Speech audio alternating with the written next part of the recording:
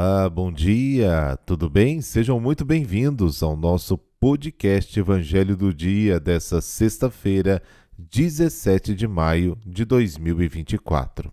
Começo cumprimentando, é claro, os aniversariantes do dia, porque, como diz a música, a vida é tão rara. Por isso devemos sim comemorar. Rogério Cumplido, de Teresópolis, Rio de Janeiro. Raquel Braga, que mora na Inglaterra, Letícia Valois, de Salvador, na Bahia, Betina, de São Paulo, capital, Márcio Gondim, de Boa Vista, Roraima. Nossas orações e uma bênção especial para vocês hoje. Este podcast é um oferecimento de Cartório Fujiwara 43 33 43 46 45, Londrina, Paraná. Hotel Eldorado Flat, na principal avenida de Contagem, Minas Gerais. Você tem tudo o que tem de bom para a sua estadia. 031 2567 8850. Na Enciclopédia Bíblica de hoje, vamos falar de compras, como era nos tempos bíblicos.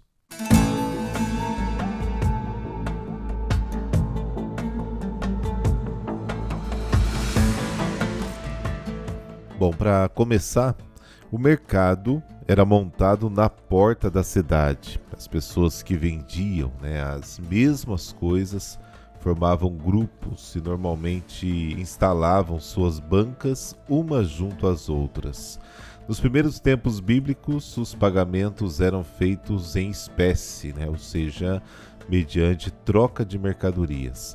Mas já a partir de Abraão, e durante quase todo o Antigo Testamento, as pessoas pagavam com determinadas quantidades de peso de prata, ou mais raramente de ouro.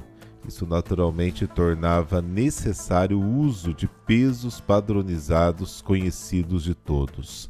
Assim, se preparou o caminho para o advento das moedas. O dinheiro, no sentido em que o conhecemos hoje, foi pela primeira vez usado nos tempos bíblicos, no século VIII a.C., na Lídia, parte da atual Turquia. As primeiras moedas eram de electrum, uma liga natural de prata e ouro, e o seu peso era garantido por um carimbo impresso nas moedas. A partir daquela época, o povo hebreu raramente foi independente.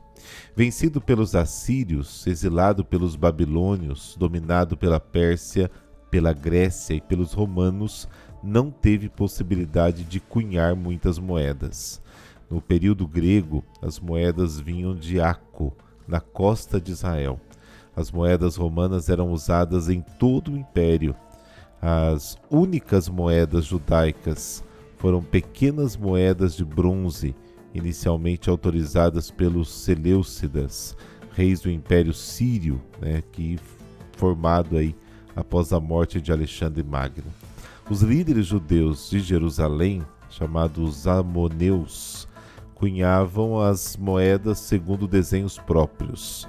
No tempo da rebelião judaica contra Roma em 66 d.C., os judeus cunhavam as primeiras moedas de prata.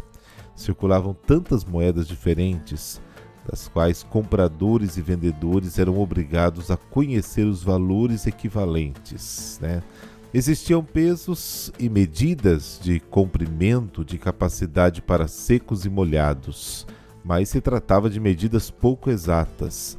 As medidas de comprimento baseadas no braço e na mão humana tornavam-se de uso geral. No Antigo Testamento, a medida de distância era baseada no trecho de caminhada percorrido num dia ou também num tiro de flecha. Os alimentos eram medidos mais por volume do que por peso. Os termos usados são muitas vezes os nomes dos recipientes,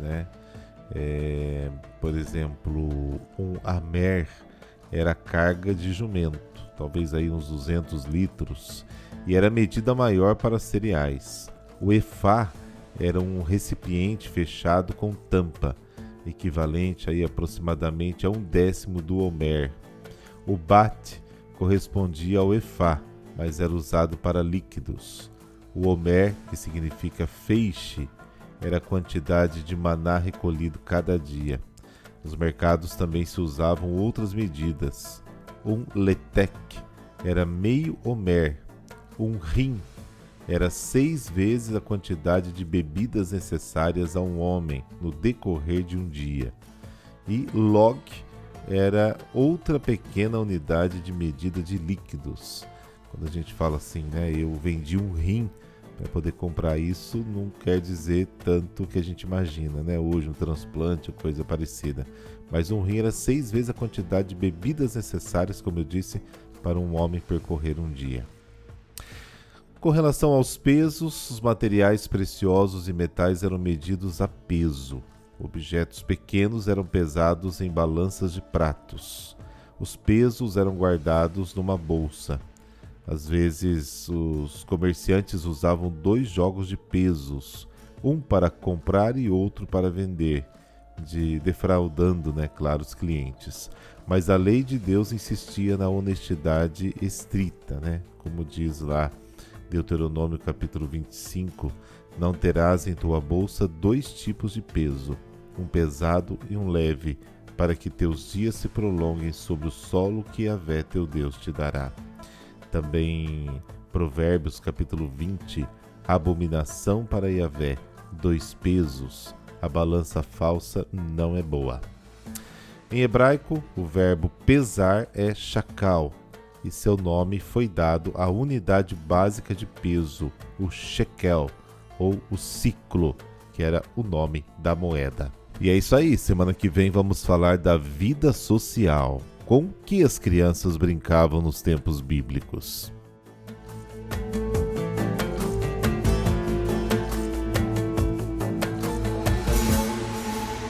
Estamos nos últimos dias antes de Pentecostes, durante a Quaresma. A seleção dos evangelhos do dia dá continuidade à antiga tradição da Igreja. Entre a Páscoa e o Pentecostes, o Evangelho de João é o preferido.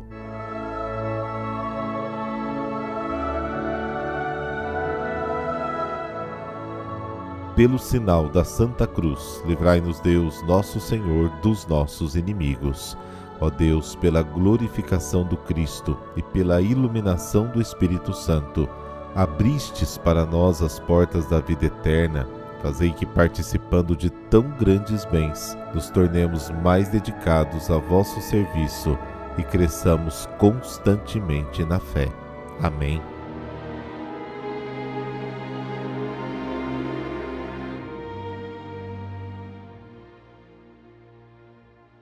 João, capítulo 21, versículos de 15 a 19. O Senhor esteja convosco, Ele está no meio de nós. Proclamação do Evangelho de Jesus Cristo segundo João. Glória a vós, Senhor. Jesus manifestou-se aos seus discípulos e, depois de comerem, perguntou a Simão Pedro: Simão, filho de João, tu me amas mais do que estes? Pedro respondeu: Sim, Senhor, tu sabes que eu te amo. Jesus disse: Apacenta os meus cordeiros. E disse de novo a Pedro: Simão, filho de João, tu me amas? Pedro disse: Sim, Senhor, tu sabes que eu te amo. Jesus disse-lhe: Apacenta as minhas ovelhas. Pela 3ª vez perguntou a Pedro: Simão, filho de João, tu me amas? Pedro ficou triste porque Jesus perguntou 3 vezes se ele o amava. Respondeu: Senhor, tu sabes tudo, tu sabes que eu te amo. Jesus disse-lhe: Apacenta as minhas ovelhas. Em verdade te digo, quando eras jovem, tu te cingias e ias para onde querias. Quando fores velho, estenderás as mãos e outro te cingirá e te levará para onde não queres ir. Jesus disse isso, significando com que morte Pedro iria glorificar a Deus. E acrescentou: Segue-me. Palavra da salvação. Glória a vós, Senhor.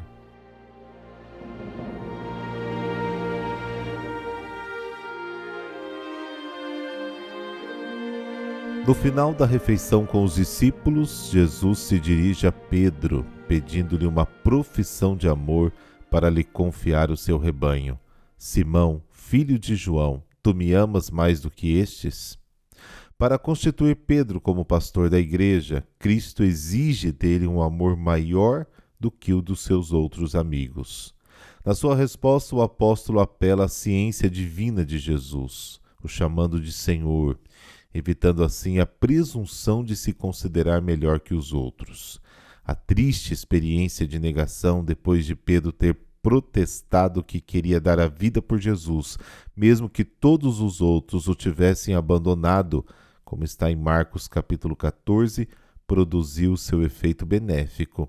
Pedro já não se compara aos outros, mas professa o seu amor ao Senhor com sinceridade e simplicidade. Pedro, depois da sua declaração de amor, recebe de Jesus o ofício pastoral. Apacenta os meus cordeiros. Apacenta as minhas ovelhas. Portanto, Pedro é constituído pastor de todo o rebanho, guia espiritual de toda a igreja. Os membros da igreja pertencem a Cristo, são os seus cordeiros e as suas ovelhas. Jesus, antes de deixar definitivamente este mundo, faz de Pedro seu vigário na missão de guiar e pastorear o povo de Deus. Depois de ter investido a Pedro a missão de guiar a igreja, Jesus lhe prediz o fim. Na velhice, o apóstolo experimentará a prisão e derramará o seu sangue pelo Senhor. Jesus perdoou Pedro, o reabilitou e fez dele um novo homem, que o imitará mesmo no martírio. Durante a última ceia, Pedro declarou que queria seguir imediatamente o Senhor, oferecendo a sua vida por ele. No entanto, Jesus respondeu, sim, que o seguirá, mas no futuro. Depois da sua ressurreição, o Senhor anuncia a Pedro que ele dará este testemunho na sua velhice. Tal como Jesus, Pedro glorificará a Deus com o testemunho do sangue derramado. Seguir Jesus significa ir com ele, até a morte, se preciso for.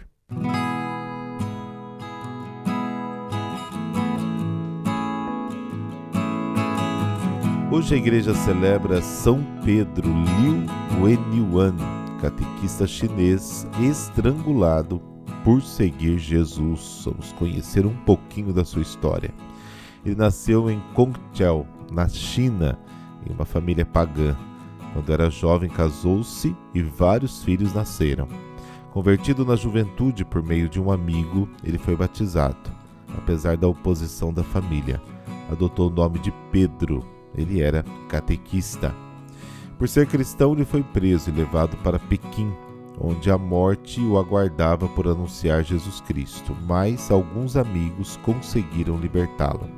Novamente, em 1814, ele foi preso e exilado na Mongólia, entre os tártaros. Ele foi vendido como escravo a um tártaro, que o fez passar 10 anos em dura escravidão.